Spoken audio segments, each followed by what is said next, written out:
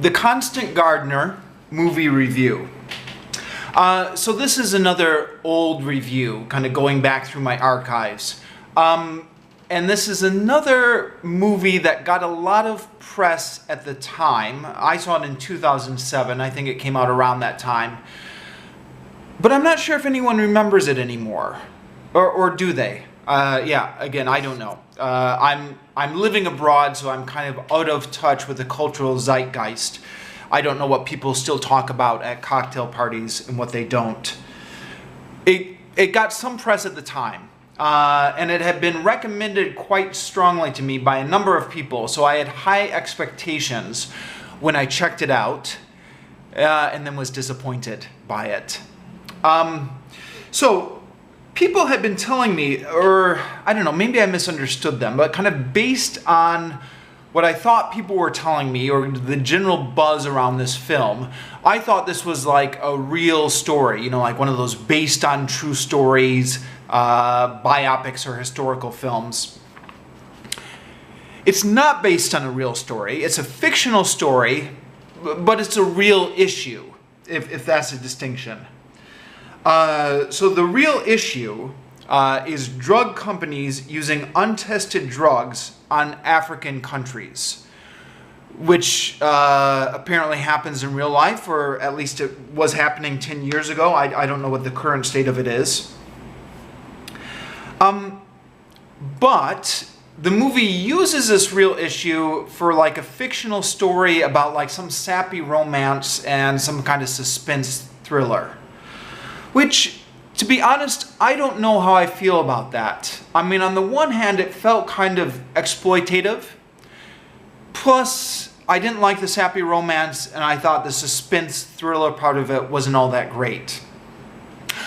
On the other hand, I do have to admit that my consciousness was raised about this issue. So, I guess give credit where credit is due.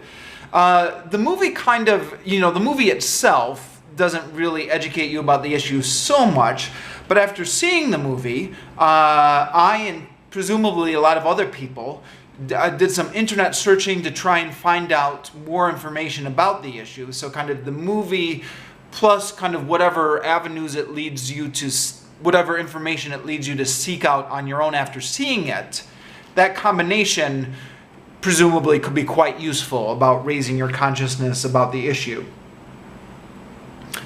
So yeah, I don't know, mixed feelings. I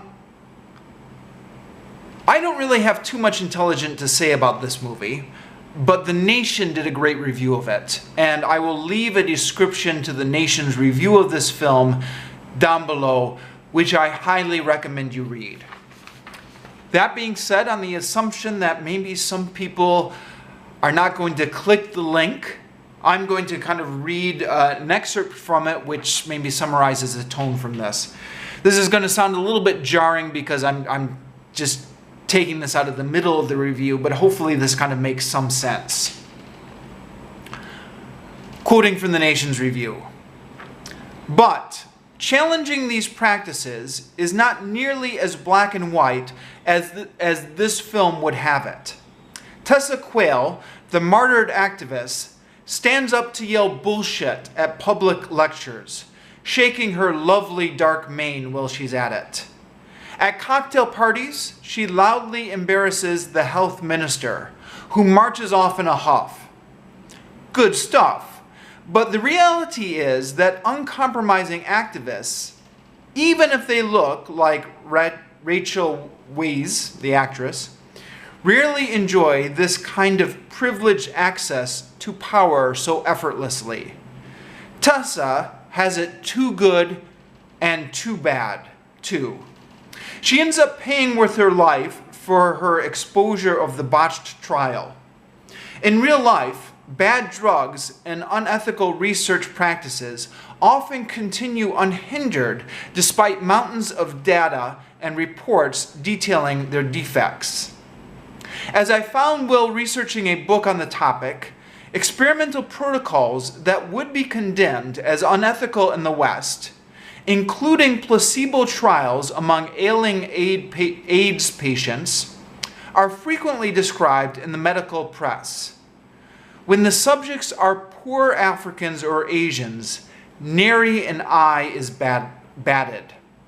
Recall that papers describing this country's most egregious scientific study, the Tuskegee syphilis study, in which government doctors denied treatment to black syphilitics, regularly appeared in the medical press from the 1930s onward.